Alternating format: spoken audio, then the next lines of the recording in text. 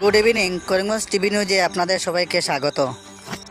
আসামের পরবর্তী রাজ্যপাল লক্ষণ প্রসাদ আচার্য। আসামের পাশাপাশি মণিপুরের অতিরিক্ত দায়িত্ব নেওয়া হয়েছে লক্ষণ প্রসাদ আচার্যকে। লক্ষণ প্রসাদ আচার্য সিকিমের রাজ্যপালের দায়িত্ব পালন করেছিলেন। লক্ষণ প্রসাদ আচার্য আসামের 32তম রাজ্যপাল। আসামের রাজ্যপাল গুলাবচাঁদ কাটারিয়াকে পাঞ্জাবের রাজ্যপাল এবং চণ্ডীগড়ের প্রশাসক নিযুক্তি করা হয়েছে। প্রাক্তন মঙ্গলদহি বিধায়ক রমেন ডেকাকে ছত্তিশগড়ের রাজ্যপাল নিযুক্তি করা হয়েছে। লক্ষণ প্রসাদ আচার্য 2015 সাল থেকে উত্তরপ্রদেশ বিধানসভার জনপ্রতিনিধি ছিলেন।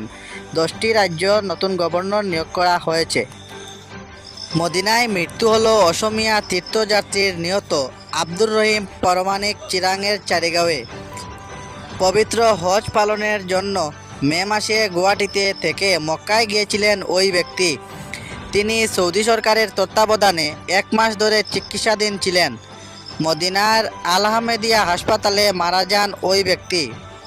অসমের তীর্থযাত্রীরা ওই ব্যক্তির মৃত্যুগত শোক পালন করেছেন।